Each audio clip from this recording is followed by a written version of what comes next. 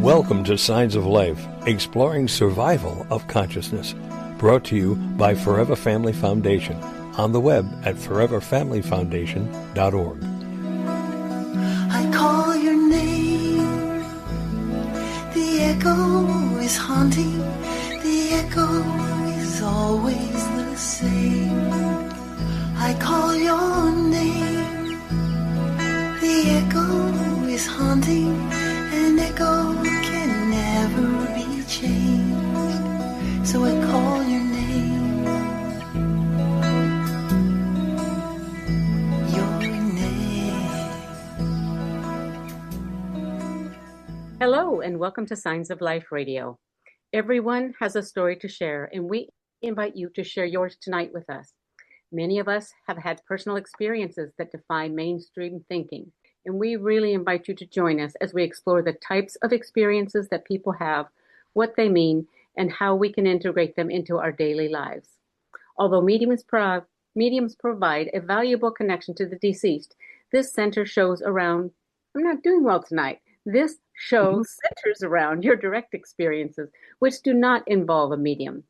Your co-host for this Signs of Life radio show will be Janet Mayer, Forever Family Foundation certified medium and author of Spirits, They Are Present, Dr. Betty J. Kovacs, author of The Miracle of Death, There Is Nothing But Life, and the international award-winning Merchants of Light, the consciousness that is changing the world, as well as yours truly. Kimberly Saavedra, director of the Kovacs Center. The toll-free call-in line for tonight to share your story or a comment or a question is 888-627-6008, and we really want to hear from you. And a little extra encouragement. Tonight is our last show for 2025 of the Personal Experiences Signs of Life episode that airs on the fourth Thursday of the month. So you never know how important your story may be to someone in need of reassurance that there is life beyond the physical world, and it is possible to communicate with and receive signs from loved ones who have passed. And Betty and I are very happy to have Janet back, who was out Yes, last time. Hello, Janet. Hello, Betty. Hi. Hi, how are you guys? We are doing pretty well. So, how about you? I'm good. Had a nice vacation. That's nice. That's so what your happens. mind should just be filled with all sorts of thoughts you want to share. Well, sure, I'll get started, and then if we get a call, I'll go ahead and stop and we'll take them. But yeah, I had an interesting experience while I was, sitting in my cottage one day and looking out the window over the ocean, and I was just kind of relaxed and enjoying, and all of a sudden I heard really clear off to the side, Janet, like really, very clear. And it was so loud that I actually looked over, like to say what, and I realized there was nobody there. And my husband was at the other end of the table, and I was just like, did you hear that? And he looked up and, he pulled out his earbuds and he's like, hear what? And I'm like, never mind. And, it was interesting because I just sat there then and I thought, oh, that was a female voice. You know what I mean? And sometimes I can tell, sometimes, you really can't tell. It's a voice. This was specifically a female voice. And I just sat there and I thought, okay, well, somebody's joining me, this morning. And I was just relaxed. And about an hour later, or I don't know if it was a little later, all of a sudden I happened to see the date, and it was September 22nd. And I was like, I know who that is. It was the co-founder. It was Fran. And I felt like she came through, and I sat down and I'm like, okay, Fran, if it's you, give me a sign, and I'm just thinking, what do you want to send me? Something with wings for some reason. And right in front of me, a butterfly flies by. And I was like, oh my gosh. I was like, okay, that's cool. So that was a nice little, extra. And it was, it was the date of her passing. So it was a very significant date. I wasn't looking at the calendar, of course, at all, because I was on vacation. I didn't really care what the dates were. And I was just, it was a very nice little, surprise that she came through. And I think that, I think it's really nice that, when we, I always say this to everybody, to pay attention for those little signs, or to stay open. You never know who's going to come through. Or, I was going through some notes, and I'm trying to see if I can find it. I had said something like over the summer about, I wanted to engage the listeners to try something. And it was to once a week, ask your loved ones who have transitioned to the other side to either during a meditation or, when you're in a relaxed state or when a dream state, when you go to sleep at night, ask them to show you some evidence and, or give you some type of clue that they are with you. And especially on, if a lot of people are like, well, I really needed it and I didn't get a sign. And I'm like, just allow yourself to stay open. Don't, focus on the fact that you're not getting anything specifically right away. Oftentimes we do. It happens really quick, but you have to stay open and you have to pay attention. And then I wrote down that, if you get a sign, thank them, of course, write it down and try it again the next week and add it on to that meditation. Like, last week you showed me this. What are you going to show me this week? Or I'd really love you to come through right now because I'm struggling, or, whatever it may be. And I just thought that was when, I came across that little note and I thought, I'm going to bring that up again because that with us not going to be here for a couple of months. I thought that might be something good people can work on, just on their own time. It sounds like good strategy. Yes. As we go into the busy times, they get a little more stressful and a little bit more emotional for some of us. And Right. And I think also, it's the solstice is coming up and we're moving into darkness, to the darkest time of the year. And for many people, that's difficult. Yes. And for others, it's a time of just deep meditation or being alone. But for many people, I have found over the years, it's a very lonely, difficult time. And I think if we think of it as, moving into the dark, it's simply a cycle and all the seeds are planted and then we begin to move toward the light again. It's just to try to keep that whole cycle in mind as the darkness comes. And as I get older, I don't have any stress at Christmas. It is just a time to be, actually. But when I was younger, of course, with family, it was stressful, wanting to get everything done and that kind of thing. But right. Well, and it brings up so many emotions, because you're not only busy during the holidays, but you're missing your loved ones, and then it's heavy for many people, and it's just kind of a reminder of what they're still around, and you can connect with them, and of course it's not on the same level as when they are here, next to you, but you can connect with them in some form. And it's a good way to remind yourself, or for us to remind you, the listeners, that you can have that connection in your own way. And, it's whatever's easier for you. Some people are like, well, I dream all the time, or I never dream, or whatever it may be. Just if you want to sit in a meditation or, listen to music. A lot of times, people say they'll be thinking of them and a favorite song will pop up and it just makes you smile, and it's like, okay, see, they're just letting you know that they're around. And it's really important because it may be something simple or something little, but sometimes that's what you need, at that moment. And so if people hold on to that, they're able to get through, or move forward. And that's important too. So. Yeah. And I think, it is our heritage to be deeply and profoundly connected to the other side, to be working with the other side, to be co-creating with spirit. That is our destiny. That is our heritage. That's who we are. And I think we're learning, we're really beginning to open up and learn how to do that. But I suppose if that other side just came flooding in so easily, we might just not do our own work and develop our own qualities, to be open, to be attentive, to really contemplate what we do receive from the other side. And I think sometimes the silence and the darkness is good for us because it urges us to come forward with ourselves of who we are and what we have to contribute. Right. Well, and I'm gonna jump around here like I always do, but I wanted to bring something up because I was listening to something earlier today. I don't know if anybody has heard of the Telepathy Tapes out there, but they are wonderful. And the second season came out, and they have 2 out, and Forever Family is actually part of one of them in the second episode.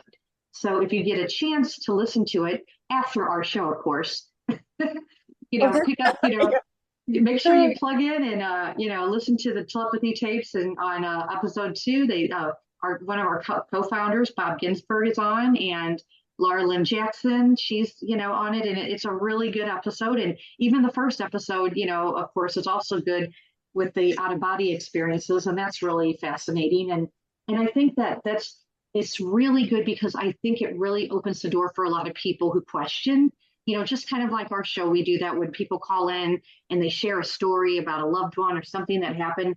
It kind of opens the door for that person that's listening, that, for someone else to say, hey, you know what?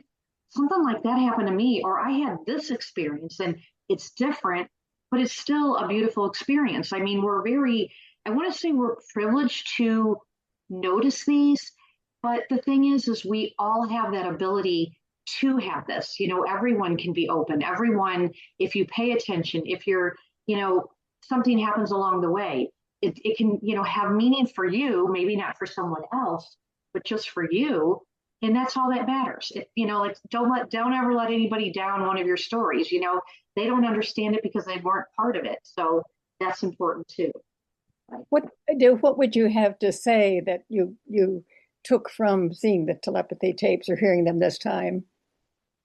Well, I loved, with the out-of-body experiences, I think it's really important for people to, to be open to the fact that, people, all kinds of people all across the world are having experiences, and they're similar in a lot of ways, different in their own personal way, but they all have this similar aspect of, going out of their body. They feel that they're still alive. They have moved on past the body. And I think that that's really important, because that's one thing, I'll bring up a lot of times, is people are just like, well, they still have a soul or a spirit. Their spirit is still present, like I always say on my book. But the thing is they're still here. It's just they're out of the body. And I think that we continue on, and that's important for that. And then the second one, Bob and they were talking about mediumship, and then using, brain waves, doing, testing their brains and that. And I've been a part of that, and it's been interesting because it's great, because it's putting it down to paper. It's showing people and explaining that, there is so much more that happens out there than you can possibly imagine, and I think that's important. And I think we have a caller. We do have a caller. Hello, Romanesco. Welcome to Signs of Life Radio. Aloha, friends. This is Romanesco in Kauai, Hawaii, and just wanted to say thank you so much for just having this radio show. Sure. Listening to this show. Yeah, I'm brand new. Just heard about you guys from the Telepathy Tapes. So I had to listen to your radio show. Oh, well, good. Great. Glad to have you. Do you have an experience you want to share with us? A little bit. So what I would like to share is that I have a background in astrology. I'm an astrology teacher. I've begun getting into OBEs and astral projection for the last few years, and my heart is open, my mind is open. And when I listened to the Telepathy Tapes podcast talking about one of your certified mediums, Laura Lynn, forgive me if Laura Lynn, yes. Yes. And she was actually working with one of the nonverbal autistic children, helping them. It just really touched my heart and soul, because I worked in special ed with those autistic children, and I knew that they were intelligent, and I knew there was something going on, but I couldn't prove it. Mm-hmm. So now that I know that, with the help of your foundation and others, that this is all real and scientifically real and spiritually real, I feel there's nothing more important for me that would make me feel happier in life than to learn how to become a real, not scammy, fake charlatan medium, but a real medium, and help people. So I don't know if you got any ideas because I just feel scared that if I just go and try to take a class, I'm going to get scammed and they're just going to tell me to try to meditate or something to make it happen. You know what I mean? Right. Well, and I will be honest, what you just said, that those are ways to do it, though. I hate to say it, is a lot of times, I mean, for me personally, I was having experiences pretty much all my life. However, I did meditate when I hit like my 20s or my late teens and 20s. And I didn't meditate like a specific way. Like I didn't pick up a book and they said, you can only do it this way. If you don't do it this way, you cannot be a medium. I didn't believe in any of that because I knew that, I guess I've always known in some way that we have this ability. And so I kind of did it my own way. And I did meditate, but it wasn't you have to sit, sit like a pretzel and, not move and do this and do that. I just, really kind of became in a relaxed state. I'd either sit in a chair, sit on the couch, do whatever. And because my mind would wander sometimes, because I'd think, oh my gosh, I forgot I have to go do this, or I got to do that, I kind of kept a pen and paper next to me. And what I would do is when that happened, I started just stopping and writing it down. Now, I know there's going to be people that are going to say, you cannot do that. But for me personally, that's the way it worked. And so I would write it down. And as soon as I let go, it was almost as if my mind said, okay, Janet, now you're in. Now you can go in. And then I would just kind of open up. And, I would always kind of protect myself in a white light. And I did lots of different things. I did, pranic healing. I tried holotropic breath work. I did, different, went to different classes. And it was just, well, I can't say I went to a lot of classes, but I did a couple. And I just, tried to read a lot. I mean, there's a bazillion books out. Forever Family Foundation, they have on one of their, sites talks about, I mean, you can learn anything from all those. There's a ton of books out there. And it's really important that you just focus on what you're as you're trying to do this. If you listen, you can take, I always say, if you read a book and there's one line in it that resonates with you, that book was perfect for you at that time. And I think it's the same way if you take any class, any course, if there's one thing that resonates, that's what you needed to know personally to help you in your journey. Even if all the rest you're like, well, I don't know about the rest, push that aside and say, okay, that was good, but I learned this piece of information, and that takes you a step further. And that's kind of what you kind of have to do. You just have to go in, pay attention, listen, ask for, your loved ones, be surrounded, give you some, personal messages. And like I said, I kept a journal. I did a lot of writing, and it was really important to do it my own personal way. A lot of people want to be guided. They want them, to be told, you do step 1, 2, 3, 4, and that is great for them. For people like me, it didn't work that way. So, for me, that's the best I can give you. Wonderful. May I respond? Pardon? Of course. He would like to respond. Yeah. Oh, sure. Please do. That is, okay. Sorry if I don't mean to talk over. That is extremely helpful, because what I hear you saying is, as we work with the nature of the ether, the metaphysical realm, there seems to almost be an unorthodox, nonlinear way of getting trained in it. Mm-hmm. Yes. Where we have to follow the signs and symbols from our loved ones and kind of create our own path with it. Mm-hmm. And one thing I wanted to say is, I just wanted to share is that, how there's different ages. There's the Iron Age, the Industrial Age, the Technological Age. What you're inspiring me to realize now is that I feel like we're coming upon a metaphysical age, where these gifts and these things, these career choices, aren't going to be so different. We may be able to go on LinkedIn in 20 years, and there could be companies or governments wanting to hire people who are mediums or psychics or astral projectors or remote viewers, where children who are growing up with this and have these gifts won't be outcasted and have to hide their abilities, but they can actually be trained and learn how to do it. And this could be brought into a more normal part of our everyday existence. So I'm just very grateful for you, the Signs of Life Radio, and just all the hard work and heart work you've all put in, because you're really being leaders right now, and you're inspiring a bunch of people, including me. Wow, well, thank you. Yeah, thanks so much. But I agree with you that we are entering into a very different kind of age. And it is an age in which we begin to realize who we are.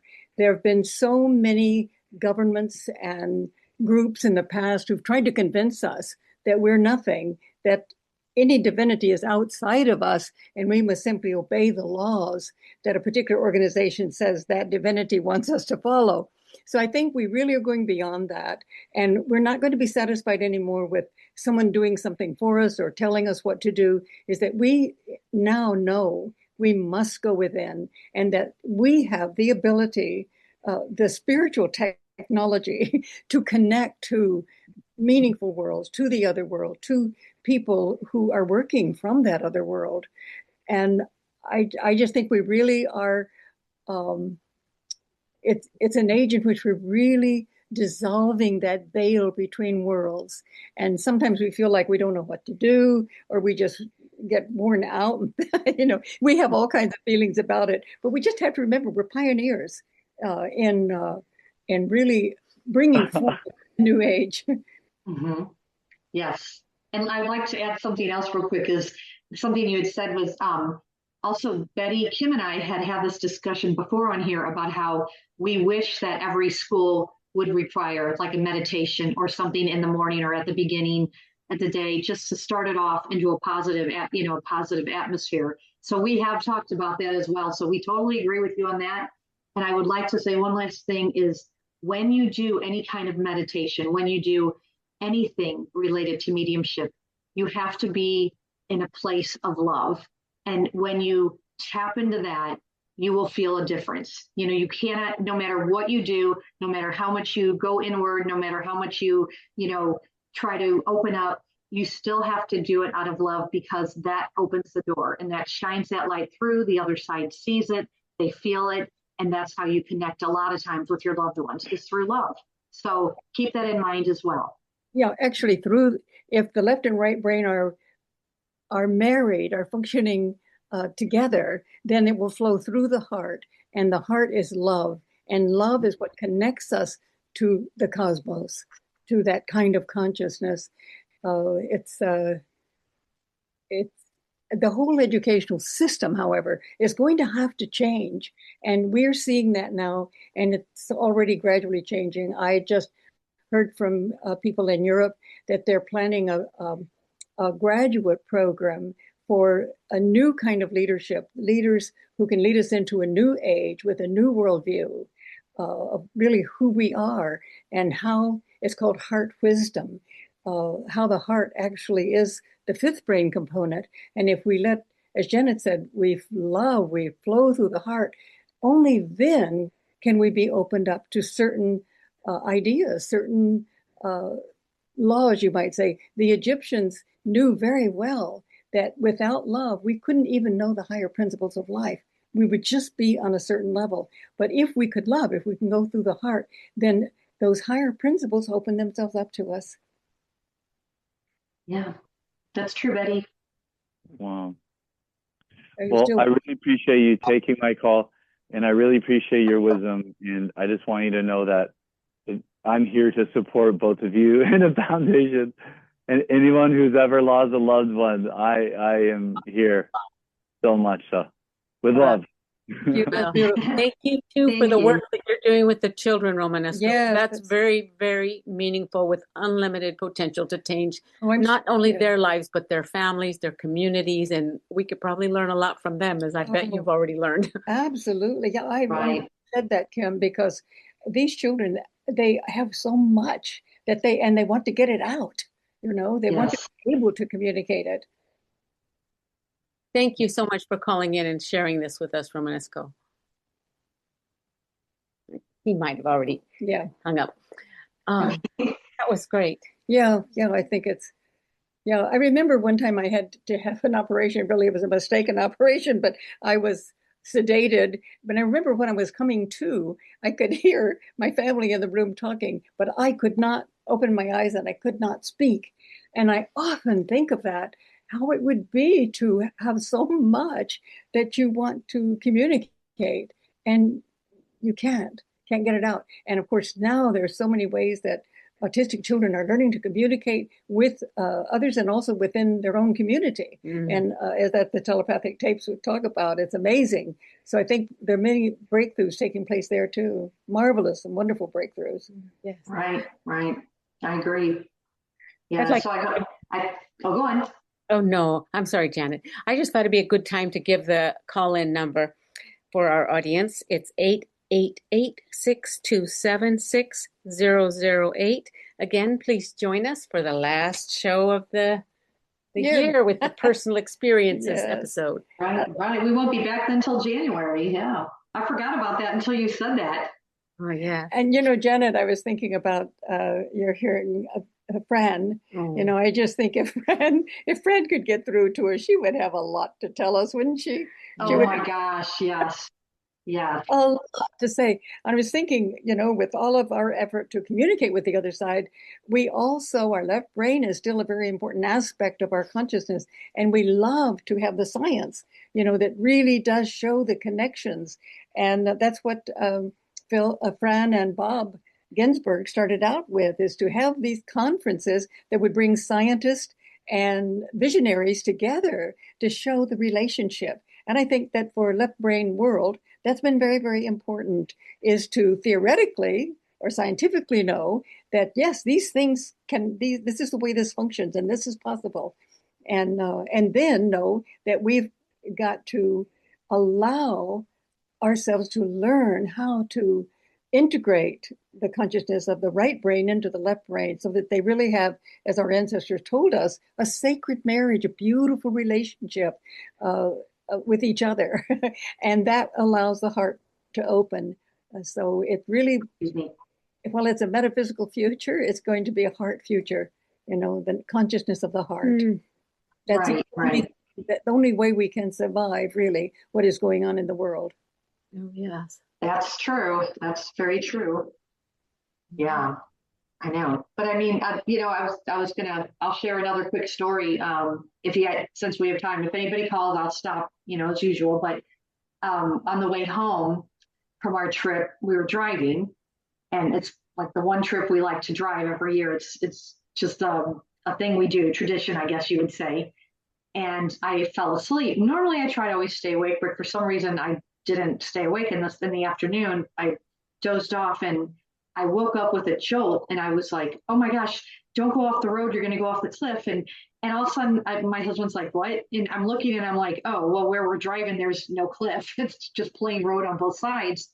And I was like, wow, that was so weird. It reminded me of a story I had in my, that happened to me back in like 1990s, or in the 80s. I guess it was the late 80s. And I just happened to look over at my husband, and I was like, oh my gosh, there, down the hill over to the one side and down a hill, there were all these cars, and there was a helicopter flying over. There had been an accident. I think a car had flipped over and went down the hill. And I said to my husband, oh my gosh, it's almost exactly how it happened, in the late 80s when, which is in my book, that story, but it was the same thing. And I said, it really kind of freaked me out for a couple of minutes, because I dozed off and woke up to that vision, knowing I had that vision, and it woke me up. And I thought, I wonder, if the people were okay. I don't know. They had a helicopter there. And I just was thinking, okay, just all you can do is send out love and send out, light for the best outcome.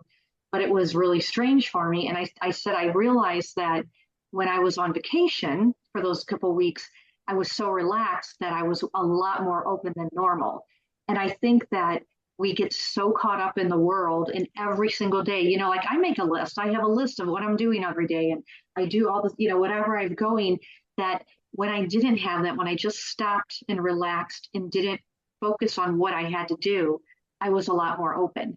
And so, yeah, I know that's hard for everybody, because we all have to live. You have a job, you have this, you have, somewhere to go. You've got kids in school, you have kids. I mean, there's a whole list. But if you can take any amount of time, every day or every other day, or even a couple times a week, to just kind of find your place, your space, create a little space to sit in and allow yourself to be open for that little bit, it does open you, and it does bring you more peace. I think it would help with blood pressure for sure, and I think that it would give people, it kind of it changes your mindset a little bit. It kind of changes up your habits, and it's opening you in a new way that maybe, you were getting caught in, and, you've been wanting a loved one to come through and you're like, I don't know why, I keep asking her, I'm trying to do this, I'm trying to do that. Well, change it up, change the mindset a little bit, change the habits, allow yourself to relax a little, allow yourself to go out and do something different, and let it kind of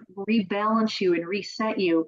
And I think sometimes that'll help too, because as it was happening to me, I kept thinking, wow, I got to remember to mention this, because you do get caught up in life, you do go. And so this is a way to settle down and to say, okay, I just want to connect with so-and-so for 5 minutes, and I really miss you, and I'd love to get a sign, and I'm sending you love. And you don't have to, beg, you just simply talk to them like if you were talking to them across the table and saying, hey, how are you doing over there? And this is what I'm doing. Just go from there. So I agree. I guess we have another caller. Yeah, we have a caller. Melanie from Nevada is on with us, and she wants to talk about Janet's research. Hi, Melanie. Welcome to Signs of Life. Hi, thanks. I don't have a story this time, but I have two things, and I'll say them out and then listen if that's okay, so we don't cut each other off. Sure. The first one, Janet, you were talking about brain studies, and I haven't delved deep into research trying to find them, but I have scanned, and I'm really interested in looking at the brain studies of mediums, and I know the Windbridge Institute has some, but if you could give any ideas of what I could read, I'd appreciate it. But then the second question is, or a curiosity I had when listening to the Autistic, the Telepathy Tapes, I know that she talks about in interviews the autistic kids when they're communicating on the hill.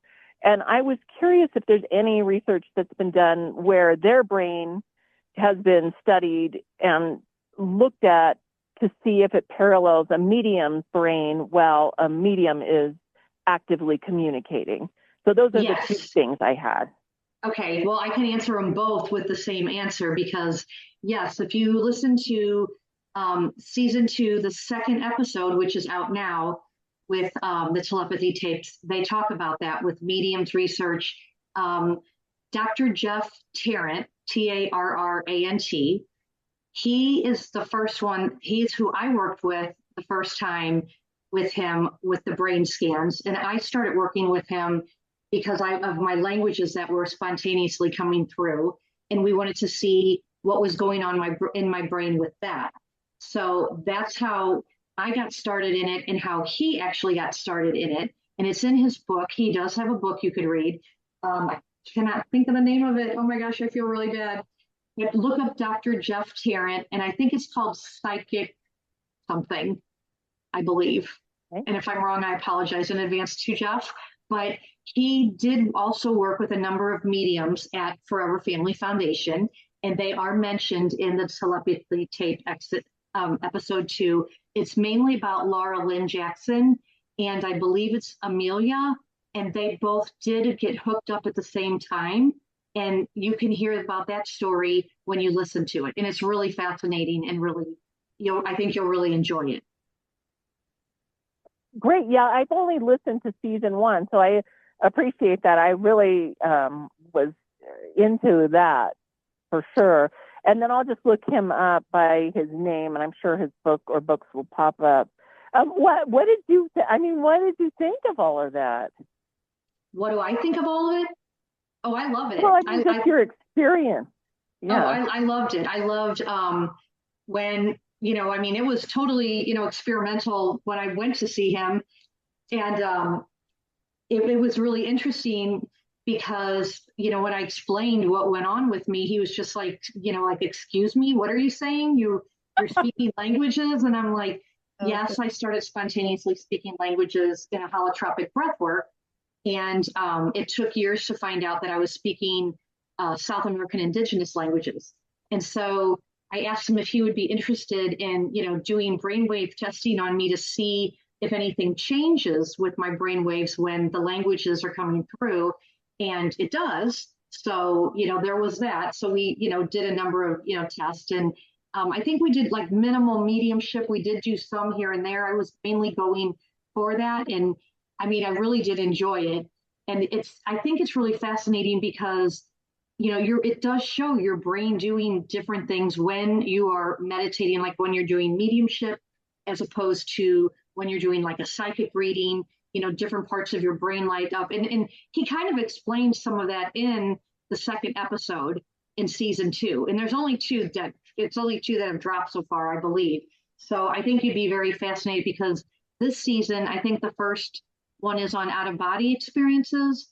And then the second one is on mediums and, and I believe, with, like I said, I think her name is Amelia, if I have it correctly. And if I don't, I apologize for that. But it's very fascinating and I love hearing it. And I just think that these children are amazing. And I think that it is a whole new world for everyone who doesn't know anything about, like all of us who had no clue what was going on in their world, to see what is happening and how beautiful it is. And it almost makes you cry. You almost you literally listen to it and you're just blown away. But yeah, I think you'd like the second, all of them. I mean, obviously, but to answer your question is really the second one does talk about Dr. Jeff Tarrant. And I know also with Windbridge. And I think that, he worked with some of the mediums. And I think it's really important to, for him to discuss it and share what he found, because people need to know that it isn't just, a bunch of woo-woo. There's actually something happening, in your brain while this is happening, while you're meditating or while you're getting information from a loved one and where it lights up. And I was just, it's very fascinating. So yeah, that's right at my alley. I could talk about it for hours. Janet, could you spell the man's name? Okay, yes, it's Dr. Jeff Tarrant, Tarrant. Great. Okay, and if when I was listening to the first season, and these years since my daughter crossed, and I've been developing my relationship and trying to connect. It's now, if I am in the presence of an autistic individual who's severely autistic, I'll mentally send out a message, but I also qualify it and say, I may not be able to understand you if you communicate back to me. And a friend of mine is dying of cancer. She probably doesn't have much time left, but we've been talking about her transition. And I said, I know we can communicate. You just have to be patient with me because I am not a medium, but I will try and I will listen and I will take your signs. But I intentionally try to just say, hey, I know that you might be able to hear me to an autistic individual, and just again qualify it that, I appreciate and respect that, but I may not be able to talk back, just to be a little bit more respectful of the situation and the position. I like that. Yeah. right. That is respectful. Yes, we're going to all be more open. That's right. Right. Well, and let me just tell you real quick, I did find the name of his book. It's Becoming Psychic, Lessons from the Minds of Mediums, Healers, and Psychics. So if that helps you at all. So yes, okay. Thank you. And I'll get off so that another caller can call. But thank you for all the information and the conversation. No problem. Thanks, Melanie. Thank you. And good luck. Yeah. Janet, I think that the first time I met you, it was at a conference of Forever Family Foundation, when I guess it was he who had done the work with you, and we could actually see what was happening in the brain. It was just so exciting. It was mind-blowing to see the changes when you were speaking the languages. And I thought, I've got to know this person. I've got to know Janet. And I met you that day. I did meet you that day. That's where I met both of you. Same, with that huge screen up, behind me, and I was like, oh my gosh. I know this is the age. It's just so exciting to actually. The left brain does indeed love to have some scientific evidence, and then the rest of us loves to experience it. That's right. Right. Okay. We have another caller, ladies. Great. Okay. Good evening, Stephanie. Hi, how are you ladies today? Good. Fine. Thank you. Good. Thank you for calling us. We appreciate it.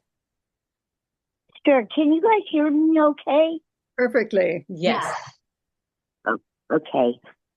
Hi, I have a question about when someone passes, that is it true that you should tell them that they passed away, and if you know the reason how they passed away and where they passed away, the cause of it all, and is it true that you should tell someone that they passed away, because it helps them get to the other side? In the Buddhist tradition, I have been to a ceremony in which a person was killed in an automobile accident, and they wanted to make sure that they communicated to that person that he had indeed been in an accident that took his life here on the earth, and that what he was experiencing was on the other side. But of course, many passing over know that.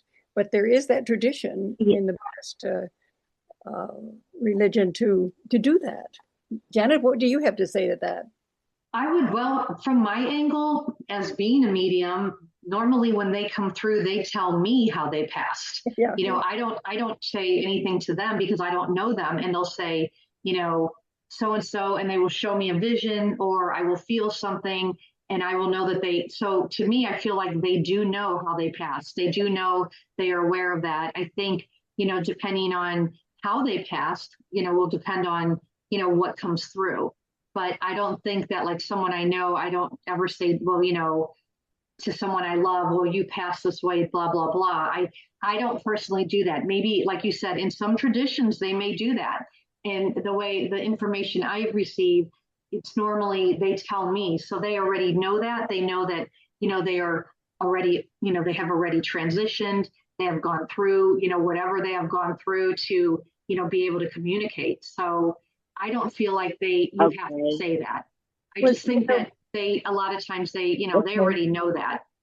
But in South America, remember a situation in which a woman had died in the hospital, sedated and that sort of thing. And the shamans were saying she does not know that she has passed, and that they did a ceremony for her. Now, in my own case, when my son passed, he knew, as Janet, you say, he knew everything about how it happened. In the details of, he even said, when I flew out of the window of the car and hit the truck with my head, I felt nothing. I was already out of my body when that happened. So he knew every detail. But I guess we have to say situations are different. Right. Can I, I don't know if you have time or you're going to take this subject, but the reason I had asked is because, see, I had an experience of my brother where this lady wanted to read my cards. We were at a function, and this lady came up to me and she wanted to read my cards. And I didn't know her, but she kept asking. I kept telling her no. And then time passed on that evening, and I ended up saying yes. Okay. And so we went up to a little room, because at the function, she has her own room there. And it was her little room, and it was at the top of the house and in the attic. And we went in, and she says, okay, she goes, we're going to sit right here. This is my table. You sit there. And then she's telling me what to do, instructions. And told me that if I felt uncomfortable for me to tell her to stop. Okay. So we said, okay. So she's, are you ready? And I said, yeah, I'm ready, and then she grabs my hand, and I grab her, she's holding my hand on top, and then she starts meditating and telling me what to do, kind of. Then all of a sudden, the window shutters in that room blew open, because her and I both had our eyes closed, meditating, and the window shutters blew open, the window blew open, and a gust of air came in, and she and I looked at each other, and then we looked at the window. Curtains are flapping, the window's flapping, and then she says to me, she goes, I have to say something now, because do you know anybody by the name of da-da-da-da?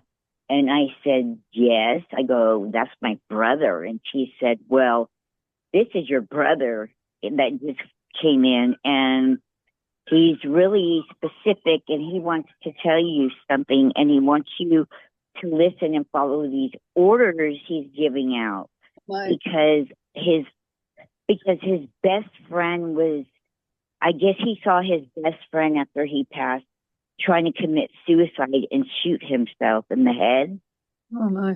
So my brother was like, you need to go back down to the house because we live together. And he was telling me, go in this room, go in this drawer, you know, pick certain things out. And he was telling me I needed to take him over to the man, his friend that was trying to kill himself, and tell him these certain things and take those items, because him and I are the only ones that know about those items.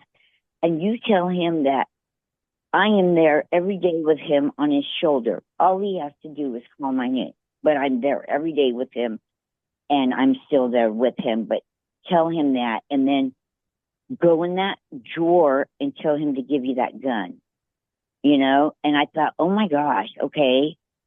And so it was like when he came in, I was like, toward the end, I was like, wait a minute, I want to ask him a question, you know, my brother.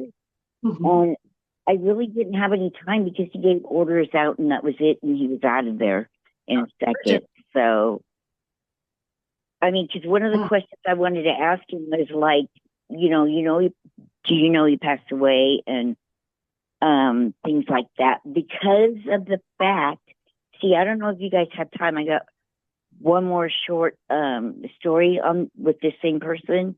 Oh, yes. Because of the fact I wanted to ask him that question is because like 2 months before that happened, his friend, a medium lady that lived up in the same mountain area where he came in through the window, but it was a different medium lady I was with. Anyways, his friend, the medium lady, hold meetings up there, and they'd have a circle. And she said that she came down to tell my mother, I wasn't there, but she came down to tell my mom after my brother passed away that she had their group meeting, and then they all grab hands and pray out of the meeting. And then she said that somebody kept calling her all day long, and she could hear somebody crying in the background all day long, you know, and she just didn't know who it was, but she asked the members in the meeting if they wanted to help her pray about this person that she's been hearing crying all day long. They said, sure. So they started praying together. And then one of the men there asked, whom are you? What's your name?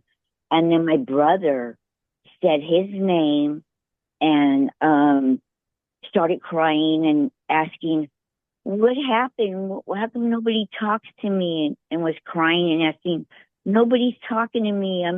I go to my house and everybody's ignoring me and walking by me, and they won't talk to me. And then the man says, oh, and then the lady, his friend, she says, I know that voice. And, you know, that's my friend that just passed away.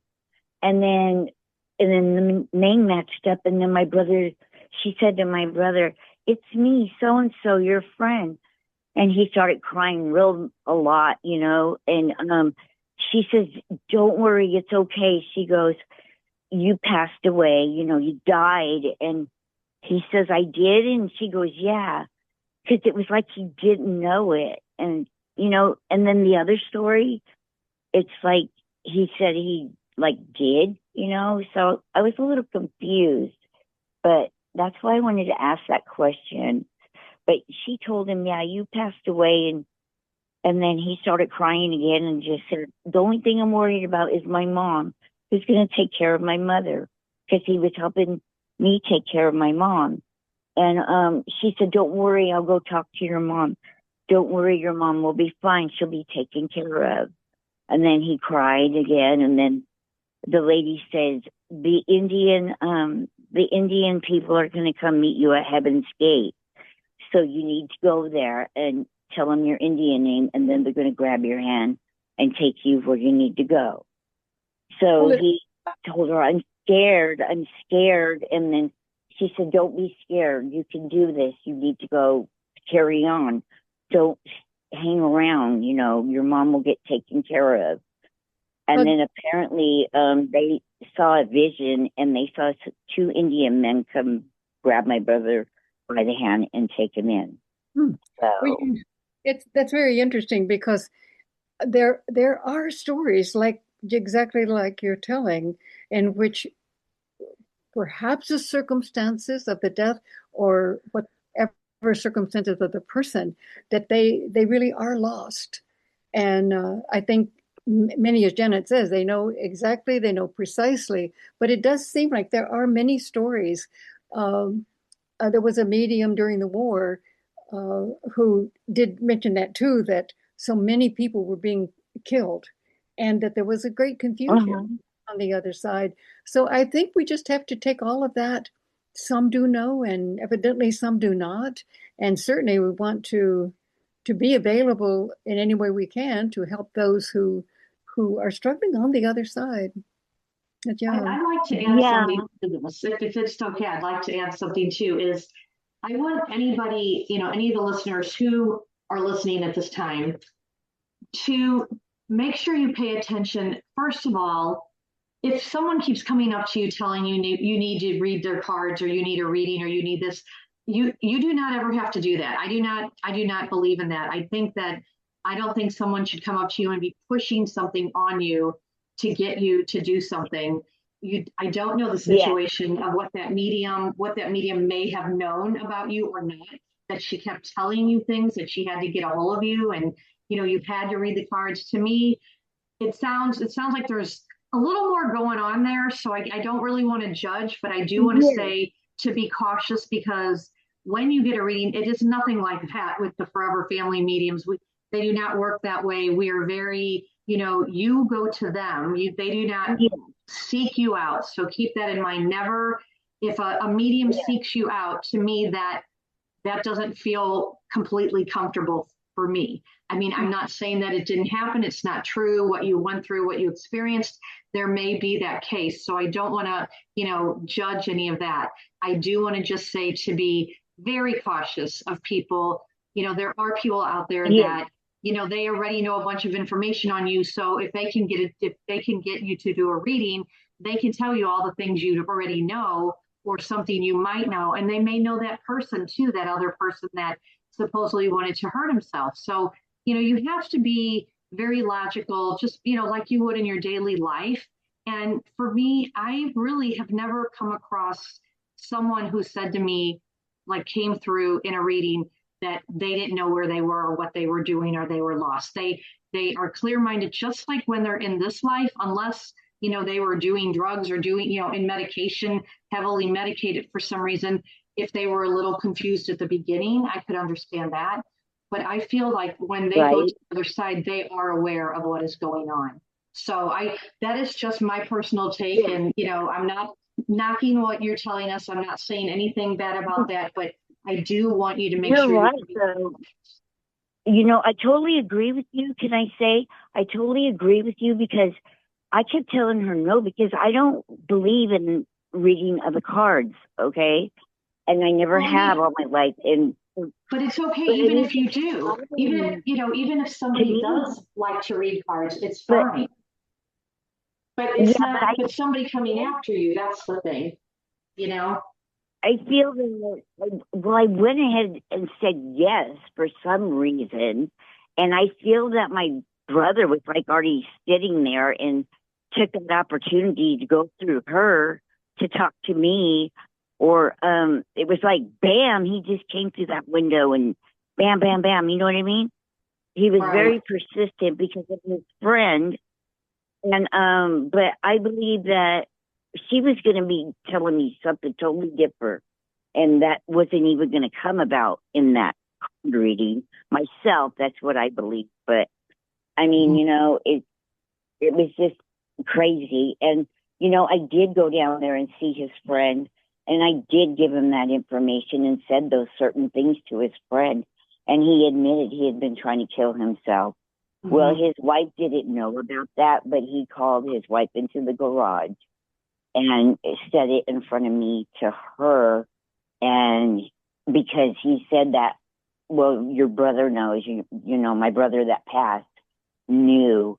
And I believe that he is there because you're coming to me and telling me these things that only him and I knew. And it was kind of sad, though, because she found out that he had been sitting in the garage trying to kill himself, shoot himself in the head with the gun in the drawer. You know,